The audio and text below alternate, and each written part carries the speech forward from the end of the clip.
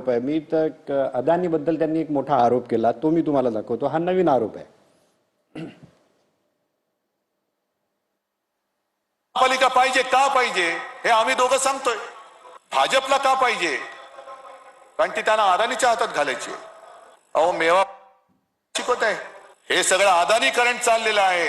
आमची मुंबादेवीच्या नावावरून तिचं नाव आम्ही मुंबई ठेवलं. मला आता भीती वाटते. म्हणजे भीती तर वाटत नाही, कारण तुम्ही एवढे म्हटल्यानंतर त्यांना भीती वाटली पाहिजे की मुंबईचं परत बॉम्बे करण्याचा त्यांच्या मनामध्ये डाव आहे का. म्हणजे मुंबईचं अदानीकरण म्हणजे मुंबईचे जे बऱ्याच ठिकाणी धारावीपासून सगळे जे प्रोजेक्ट आहेत ते अदानीला जातात, ते बोलतात की हे अदानीकरण आहे. आता मी सवाल विचारतो, धारावीचं रिडेव्हलपमेंट राजीव गांधींनी सांगितलं होतं की करायचं आहे. 84 साली 14 पर्यंत काही झालं नाही. सरकार आली, सरकार गेली, काही झालं नाही. 14 नंतर मी हे हातामध्ये घेतलं. हातामध्ये घेऊन त्यातल्या अडचणी दूर केल्या. त्याचं रिडेव्हलपमेंट करायचं असेल तर मोकळी जागा हवी होती. केंद्र सरकारची जागा विकत घेतली रेल्वेची आणि मी त्याचं टेंडर केलं. कोणाला टेंडर दिलं होतं? अडाणींना दिलं होतं का? टेंडर अडाणींना नव्हतं दिलं. दुसऱ्या विकासकाला टेंडर दिलं होतं, LOI दिला होता. उद्धव ठाकरेंची सरकार आली. उद्धव ठाकरेंच्या सरकारने आल्यानंतर पहिलं काम काय केलं? ते LOI रद्द केलं आणि नव्याने टेंडर काढलं. त्यांनी काढलेल्या टेंडरवरच नंतर आमच्या काळामध्ये अडाणी आले आहेत. तुमचं म्हणणं आहे की अडानीकरण ते करतात, त्यांनी केलंय. आणि माझं म्हणणं काय, ओपन टेंडर आहे ना. कोणी या आले होते ना, 5 लोक आले होते, 4 लोक आले होते. 4 लोकांनी बीड केलं त्याच्यामध्ये. जर एवढा तुम्हाला प्रॉब्लेम होता तर ज्यांना मी टेंडर दिलं होतं ते फायनान्शियली क्वालिफाईड होते, टेक्निकली क्वालिफाईड होते, फायनान्शियल टायअप त्यांनी केलेला होता, त्या संदर्भातलं पत्र त्यांनी दिलं होतं, गॅरंटी त्यांनी दिली होती, सगळ्या गोष्टी होत्या. मग जर त्यांना तुम्ही दिलं असतं तर तरी अडाणी नसते. तुम्ही ते रद्द केलं आणि रद्द केल्यानंतर तुम्ही त्याचे नव्याने अटी आणि शर्ती, मी तुम्हाला हेही सांगतो, यांनी ज्या अटी शर्ती केल्या होत्या ना त्या जर राहिल्या असत्या तर इतका मोठा TDRचा घोटाळा झाला असता. आम्ही TDR कॅपिंग केलं. ते बोलतात ना आता मुंबईच्या लोकांना त्यांच्याकडून अदानीकडून घ्यावं लागेल TDR. तर ते मी तुम्हाला त्यांच्या सहीचं डॉक्युमेंट दाखवतो की त्यांनी ज्या टेंडर कंडिशन अप्रूव्ह केल्या आहेत त्यांनी, त्याच्यामध्ये ते आहे. त्याच्यामध्ये आहे की एक सर्टन पर्सेंटेजचा TDR विकत घेताना तो जसा आता आपला आहे की स्लमचाच घ्यावा लागेल, तसंच एक सर्टन तुम्हाला TDR हा धारावीचा घ्यावा लागेल. पण यांनी काय केलं होतं, अनलिमिटेड TDR दिला होता आणि त्याचं जे मार्केट आहे TDRचं ते विकासकाला देऊन टाकलं होतं.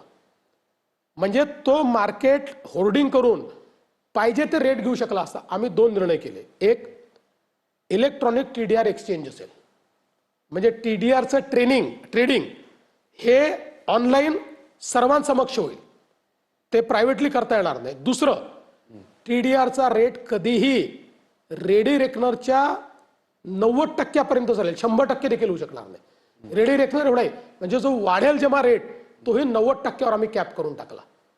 नाहीतर यांनी तर त्याची कुठली कॅपच ठेवली नव्हती. त्यामुळे हे काय आहे, यांच्या हाती जर ते राहिलं असतं तर यांना लुटायची संधी होती, यांनी लुटलं असतं. आता जे अरण्य रुदन आहे ना, हातून गेलं. जो माल कमवायचं स्वप्न पाहिलं होतं ते स्वप्न तुटलं. म्हणून आता हे भंग झालेले जे प्रेमी असतात तसे भंग झालेले प्रेमी आहेत. तुम्ही तर त्यांना कोस्टल रोडचं श्रेय देत नाही. म्हणजे संकल्पना त्यांची, उद्घाटन त्यांचं, आणि तुम्ही बोलता आम्ही केला. पहिल्यांदा तर संकल्पना वगैरे त्यांचा काही विषयच नाही आहे. संकल्पना खूप आधीची होती. हे खरं आहे की जेव्हा पृथ्वीराज चव्हाण होते त्यावेळेस तेही म्हणायचे आम्ही कोस्टल रोड करू आणि हेही म्हणायचे आम्ही कोस्टल रोड करू. 15, 20, 25 वर्ष कोस्टल रोड का नाही झाला? संकल्पना तर खूप आधी तयार झाली होती. जेव्हा उद्धवजी राजकारणात नव्हते तेव्हा संकल्पना होती कोस्टल रोडची. हे फक्त 2 निवडणुका त्याचं प्रेझेंटेशन दाखवायचे. त्याचं कारण असं होतं की मुंबईचा जो कोस्टल रोड आहे, आपल्या देशामध्ये देशाच्या कायद्यात आणि एन्व्हायरमेंटल नॉर्म्समध्ये कोस्टल रोड अलाउच नव्हता. सीलिंग कला होती. कारण कोस्टल रोड करता रेक्लेमेशन करावं लागतं आणि आपण जे काही CRZचे कायदे केले होते तर रेक्लेमेशन अलाउड नव्हतं. मग त्याकरता मी केंद्र सरकारकडे गेलो, तिथे आम्ही प्रेझेंटेशन केलं की रेक्लेमेशन केल्यामुळे आम्ही कोस्टला कसं प्रोटेक्ट करू शकतो, रेक्लेमेशनमुळे ज्यावेळेस पाण्याची लेवल वाढते त्यावेळी कशी मुंबई प्रोटेक्ट होईल, अशा सगळ्या गोष्टी करून पहिल्यांदा कायद्यामध्ये नॉर्म्समध्ये सगळ्यामध्ये बदल करून घेतला. आणि बदल झाल्यानंतर त्या ठिकाणी म्हणजे 2 वर्ष मला लागले याला. 3 एन्व्हायरमेंट मिनिस्टर त्याच्यामध्ये बदलले, 5 बैठका झाल्या, प्रत्येक वेळी काहीतरी नवीन त्याच्यामध्ये अडचण यायची. या सगळ्या अडचणी मी दूर केल्या. रेक्लेमेशन शेवटची अडचण अशी आली, त्यांनी सांगितलं की ठीक आहे रेक्लेमेशन आम्ही अलाउ करतो, पण त्या रेक्लेमेशनमुळे 200-250 एकर जागा तयार होणार आहे. ती तुम्ही रिअल इस्टेटला वापराल, कारण ती जागा 2 लाख रुपये स्क्वेअर फुटाची जागा आहे. त्यामुळे तुम्ही ती रेक्लेमेशनला ती रिअल इस्टेटला वापराल आणि पुन्हा तुम्ही या ठिकाणी रिअल इस्टेटचं हे कराल. मी ॲफिडेव्हिट दिलं की रिअल इस्टेटला वापरणार नाही, आम्ही फक्त या ठिकाणी वॉकिंग आणि गार्डन्स तयार करू, वॉकिंग ट्रॅक्स आणि गार्डन्स तयार करू. आणि मग त्याच्यानंतर त्याला मान्यता मिळाली. ही मान्यता मिळाल्यानंतर त्या ठिकाणी हे कोणी करावं असाही विषय होता.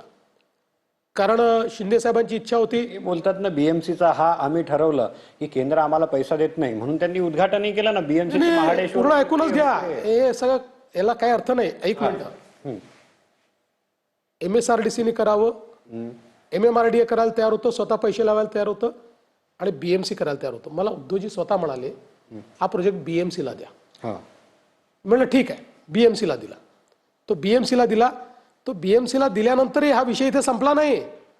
हायकोर्ट सुप्रीम कोर्टापर्यंत केसेस गेल्या. मी लढलो सगळ्या केसेस, सगळ्या परवानग्या सुप्रीम कोर्टापर्यंत लढून मी आणल्या. याचं काम मी सुरू केलं, काम वगैरे सगळं सुरू झालं. एक दिवस अचानक सकाळी कोणाला न सांगता उद्धव ठाकरेंनी त्याचं भूमिपूजन केलं. तो 16 डिसेंबर 2018. हा, भूमिपूजन 2017 18ला वगैरे 18ला त्यांनी भूमिपूजन केलं. मला कमिशनरचा फोन आला. मला आयुक्त म्हणाले की साहेब असं असं त्यांनी भूमिपूजन आज ठरवलं आणि ते आता करतायत आणि म्हणाले हे तर तुमच्या हस्ते झालं पाहिजे, आम्हाला समजतं. कारण उद्धव ठाकरे कोण होते मग कोणीच नव्हते. तुम्ही मुख्यमंत्री कुठल्याच पदावर नव्हते, त्यांना तो अधिकारी नव्हता. तो श्रेयवाद तेव्हा होताच ना. नाही तुमच्यात आणि त्यांच्यात तो नाही श्रेयवाद होता. काहीच नाही. मी तेच तुम्हाला सांगतो. हा, मला कमिशनरचा फोन आला. ते म्हणाले आम्ही पुन्हा ऑफिशियल भूमिपूजन करायला तयार आहोत, तुमच्या हस्ते घ्यायला तयार आहोत. त्यांना ते कुठल्याही कॉन्स्टिट्युशनल पदावर नाही आहे. मी म्हटलं मला श्रेयवादाच्या लढाईत पडायचं नाही, मी पुन्हा हे भूमिपूजन करणार नाही, उद्घाटन मी करीन. हे मी त्यावेळेस सांगितलं होतं की मी उद्घाटन करीन याचं. तुम्ही विचारा, ते माझे कमिशनर आहेत त्यांना विचारा, ते सांगतील तुम्हाला. आणि मी श्रेयवादाच्या लढाईत पडलो नाही. नंतर हे आले, हे आल्यानंतरही हे मुख्यमंत्री झाल्यावरही जो मेन वरईचा स्पॅन आहे यांनी स्टे देऊन ठेवला होता. पण त्यावेळेस जी श्रेयवादाची लढाई ते तुमच्या बरोबर सत्तेत होते. बरोबर आहे, बरोबर आहे. त्यावेळेस जर सत्तेत ते तुमच्या बरोबर होते आणि त्यावेळेस मोदी येणार होते, बरोबर, त्याच काळात मोदी येणार होते. कल्याण मेट्रोचं त्यावेळेस उद्घाटन होतं, तुम्ही सगळीकडे पोस्टर लावले होते. त्यांना असं वाटलं की जी आमची संकल्पना आहे, असं त्यांचं म्हणणं आहे की कोस्टल रोड ही आमची संकल्पना आहे, मोदी येऊन त्याचं उद्घाटन करतील. त्याच्या अगोदर उद्धव ठाकरेंनी त्याचं उद्घाटन केलं. तुम्ही मुख्यमंत्री होते, त्यांनी नाही बोलवलं. असं आहे, कल्याणच्या उद्घाटनालाही त्यांचे सगळे मंत्री मी बोलवले होते, तिथले पालकमंत्री मी बोलवले होते. मी पुन्हा तुम्हाला प्रश्न विचारतो, उद्धव ठाकरे कुठल्या संवैधानिक पदावर होते मला सांगा? कुठल्याच नव्हते. अशा पद्धतीचं उद्घाटन करायचा त्यांना अधिकार होता का? नव्हता. तो मला होता, मुख्यमंत्री म्हणून फक्त मला होता. पण मी मोठं मन दाखवलं. हे कोत्या मनाचे लोक नाही होता मी. त्यांना फक्त श्रेय घ्यायचं होतं, त्यांना दाखवायचं होतं की हे मी करतोय. कारण त्यांच्या डोक्यामध्ये नाही त्याचं कारण नाही, त्याचं कारण होतं की त्यांच्या मनामध्ये 2017चं शल्य होतं. 17ला जेव्हा आम्ही वेगळे लढलो एकमेकाविरुद्ध, त्यांना असं वाटलं की हे भाजपवाल्यांची काय अवकात आहे, हे काय माझ्या पुढे लढतील. पण ज्यावेळेस ते 84 आणि आम्ही 82 आलो आणि त्यानंतरही माझा तर महापौर बनत होता, सगळ्यांना माहिती आहे, पण मी सोडला, त्यांच्याकरता तो सोडून दिला. ते शल्य त्यांच्या मनामध्ये होतं. त्यामुळे त्यांनी त्यानंतर अशाच प्रकारची आडमोठी भूमिका ठेवली होती आणि त्या भूमिकेतून, त्यामुळे मला हे सांगा, इतके वर्ष मग तुमचं सरकार होतं, तुमचे तर पृथ्वीराज बाबांशी चांगले संबंध होते. पृथ्वीराज बाबा तर रोज सांगायचे की माझा पेट प्रोजेक्ट आहे कोस्टल रोडसाठी पृथ्वीराज चव्हाणांनी कमिटी केली होती त्यावेळेस. नाही, कमिटीचं नाही, मला एवढं सांगा, तिथे- एक मिनिट, देवेंद्र फडणवीस मुख्यमंत्री होतपर्यंत एक बाकी सोड 22 परवानग्या त्याला आवश्यक होत्या. त्यांच्या परवानग्या नाही आल्या ना त्यावेळेस. जयंती नटराजन होते त्यावेळेस त्यांच्या कोणी असू द्या ना, त्यामुळे ते अरे बाबा, नाही ना, नाही. पृथ्वीराज चव्हाणांना जातच नाही ते श्रेय. नाही, त्यांनाही नाही, यांनाही नाही, यांचाही काही संबंध नाही, यांचाही काही संबंध नाही. यांचा त्याच्यातले दोनच यांचा संबंध असेल. यांनी मला रिक्वेस्ट करून ते कॉर्पोरेशनला काम दिलं आणि यांनी न सांगता त्याचं भूमिपूजन केलं. याच्या व्यतिरिक्त त्यांचा काही संबंध नाही. तुम्ही बोलता की म्हणजे ते बोलतात त्यांची संकल्पना होती, तुम्ही बोलता की तो जो दुसऱ्याचा मुलगा आहे तो आपण आपल्या कडेवर घेतला किंवा आपल्या याच्यात तसंच आहे. घेतला, तो आपला मुलगा होत तसंच आहे, खरं आहे ते. दुसऱ्याचा मुलगा आपल्या मांडीवर बसून करून दाखवलं म्हणतात ते. नाही, पण दुसऱ्याचा मुलगा आता जर तो दुसऱ्याने जन्म दिला असेल त्या मुलाला, तुम्ही वाढवलं, तर तुम्ही त्याला बोलू शकत नाही ना की हा माझा मुलगा नाही, आहे. त्यांचा जन्मच नाही, जन्मच मी दिलाय. अरे तुम्ही संकल्प मला हे सांगा हा. की पुष्पक विमान हे महाभारत कुठल्या त्या आपल्या रामायणात किंवा याच्यातही दिसतं पुष्पक विमान. म्हणून आता समजा आधुनिक काळामध्ये राईट ब्रदर्सनी त्या ठिकाणी विमान तयार केलं. राईट ब्रदर्सच होते ना, मी चुकत नसेल, राईट ब्रदर्सनी. आता मी हे म्हणायचं, राईट ब्रदर्सचं काय आहे त्याच्यात? संकल्पना आमच्या रामायणातली होती, राईट ब्रदर्सचं काहीच नाही आहे. हे कोण राईट ब्रदर्स आले? हे तर रामायणातलं विमान आहे आमच्या, ठीक आहे, ही आमची संकल्पना आहे. तुम्ही आता हे असं बोलता ना संकल्पना. आता मला सांगा, समृद्धीची संकल्पना कोणाची आहे? समृद्धीची संकल्पना तुमची माझीच आहे. आहे. 2014ला सरकार आल्यानंतर तुमची आहे. समृद्धीसाठी एवढा विरोध झाला, मराठवाड्यापासून ठाण्यापर्यंत किती गावांमध्ये विरोध झाला. त्यावेळेस PWD मिनिस्टर होते एकनाथ शिंदे, बरोबर, प्रचंड मेहनत घेतली. बरोबर आहे. संकल्पना तुमची, मेहनत त्यांनी घेतली. मग तुमचं जर लॉजिक लावलं तर मग एकनाथ शिंदेना पूर्ण श्रेय गेलं पाहिजे. नाही, त्यांना देतोच मी श्रेय, हा, त्यांना देतोच. हा. एक लक्षात ठेवा, ही संकल्पना तुम्हाला जर पूर्ण क्रॉनॉलॉजी माहिती असेल तर ती पण सांगतो हम्म. की, आणि तुम्ही शिंदे साहेबांकडनं कन्फर्म करून घ्या हम्म. की शिंदे साहेब ज्यावेळेस मी MSRDC त्यांना दिलं, त्यांना नको होतं ते MSRDC शिंदे साहेबांना. उद्धवजींनी या खात्यात काहीच नाही म्हणून MSRDC त्यांना दिलं.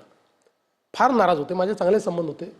मी म्हटलं शिंदे साहेब तुम्ही काळजी करू नका, हे खातं आपण मोठं करून दाखवू. म्हणजे तेव्हापासून शिंदे आणि नाही, हा ऐका, ते तिकडे नाराज होते तेव्हापासून. ऐका. त्यानंतर मी समृद्धी PWD ला दिला होता. PWD त्याचं काम करत होती. मी PWD कडनं तो काढला आणि तो MSRDC ला दिला. त्याही वेळेस शिंदे साहेबांना सुरुवातीच्या काळात हे होईल असंच वाटत नव्हतं. एवढा पैसा येईल कुठनं? मी म्हटलं त्याची काळजी तुम्ही करू नका. मी पहिल्यांदा लँड ॲक्विजिशन हातामध्ये घेतलं. लँड ॲक्विजिशनला कोणी फायनान्स करत नाही. मी मुख्यमंत्री होतो, 500 कोटी रुपये उधार घेतले MIDCतनं, 500 कोटी उधार घेतले MSRDC आपल्या MMRDAतनं. असं सगळ्यांकडनं उधार घेऊन एक किटी तयार केली. त्यांना सांगितलं तुमचे पैसे मी परत करीन सगळ्यांचे. ही किटी तयार केली. त्यानंतर मग लँड ॲक्विजिशन करता हे तर विरोध करत होते. ते विरोध करत असताना मी एक नवीन निर्णय केला की थेट खरेदीने आम्ही लँड घेऊ आणि 5 पट पैसे देऊ. आणि ज्या गावात उद्धव ठाकरेंनी त्या ठिकाणी सभा घेतली होती की तुम्ही जागा देऊ नका, मी एक झोलाछाप लोकांची एक पूर्ण टीम तयार केली आणि जवळपास 3 ते 4 महिने त्या झोलाछाप लोकांनी या प्रत्येक गावात जाऊन रोडचा फायदा काय, तुम्हाला काय मिळणार आहे ते समजून सांगितलं आणि मग गाव तयार झालं. आणि मग मी शिंदे साहेबांना सांगितलं की शिंदे साहेब, हे गाव जर आपण पहिलं पूर्ण एक्वायर केलं तर यातला प्रॉब्लेम संपला. शिंदे साहेब स्वतः त्या ठिकाणी गेले. त्या ठिकाणी जाऊन एका दिवसात सगळ्या रजिस्ट्र्या करून टाकल्या एका दिवसात.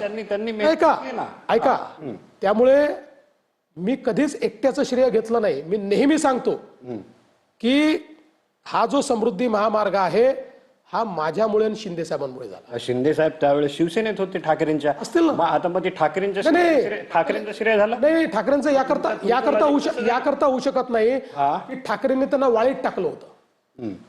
ठाकरेंनी त्यांना म्हणजे एक म्हण आहे, ती म्हण काही फार चांगली असं नाही, पण अशी म्हण आहे की मरी गाय बम्मन को दान, अशी एक म्हण आहे. तशी मरी गाय देऊन टाकली होती ठाकरेंनी यांना. त्याला जिवंत शिंदे साहेब हे देवेंद्र फडणवीस सोबत काय आहेत, कारण त्यांना माहिती आहे की ज्यावेळेस ठाकरेंनी त्यांना संपवलं होतं त्याही वेळेस ते शिवसेनेत होते, त्यांच्यावर उभा राहणारा देवेंद्र फडणवीस. त्यावेळेस ते बोलायचे, उद्धव ठाकरे त्यावेळेस बोलायचे की मी पाठवलं एकनाथ शिंदेना. तुम्ही बोलता तुम्ही पाठवलं एकनाथ शिंदे. नाही, मला एवढंच सांगा, हा म्हणजे मला तर आता हा म्हणजे तुम्ही वाईट वाटून घेऊ नका, पण असा कोणी जर आर्ग्युमेंट केलं तर त्याच्या बुद्धीची मी क्यू करेन की ज्या प्रोजेक्टला उद्धव ठाकरेंनी सभा घेतल्या, हा प्रोजेक्ट करू नका, त्याचं श्रेय कसं मिळेल त्यांना? कसं मिळेल मला सांगा, कसं मिळेल?